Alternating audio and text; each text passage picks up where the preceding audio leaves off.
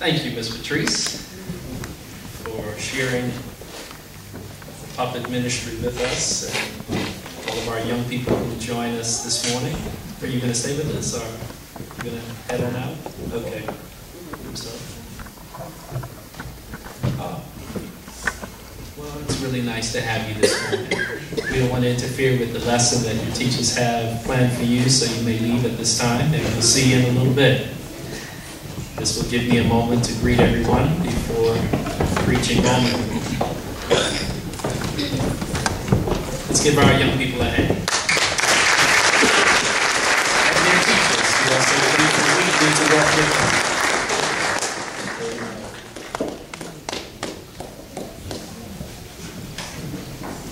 It is a joy to have so many visitors with us this morning. The Leopards Club, Artillery, and the Long Riders Motorcycle Club / Association. To all of our visitors and to those who are with us weekly and during the many days of the week that we are engaged in the acts of ministry, good morning.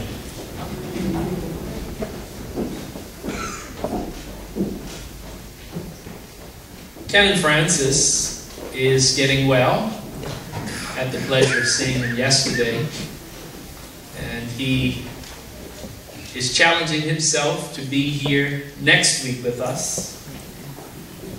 Yet he remains in recovery, and so we ask your continued prayers for he and Mrs. Francis and the caregivers. Let's not forget the caregivers. Because Canon Francis, as has been said before, is a piece of work. Take that however you want. So we wait with anticipation his return.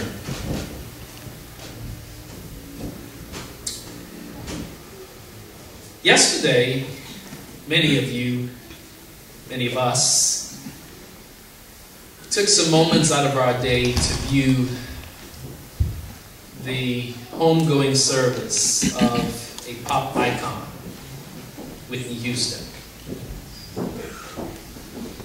It is fitting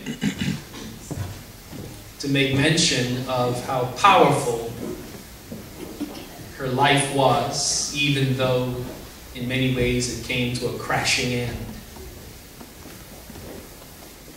We have heard a message last week that made mention of her life. In many ways how sweet it was, but in many ways how bitter it seemed to be.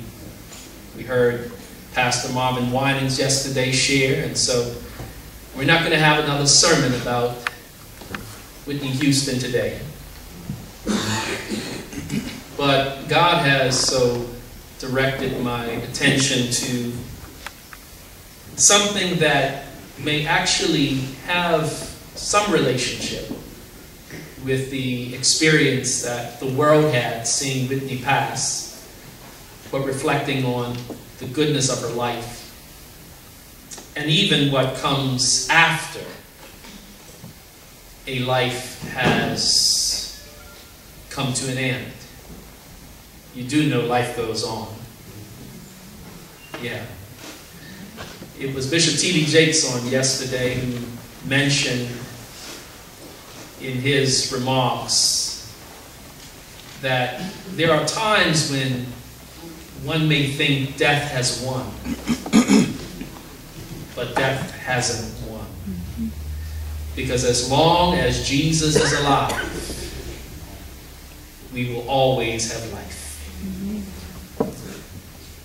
This morning, I want to direct your attention to the Gospel of John, chapter 12, verse 24 in particular. These words are found in the Amplified version of the Bible.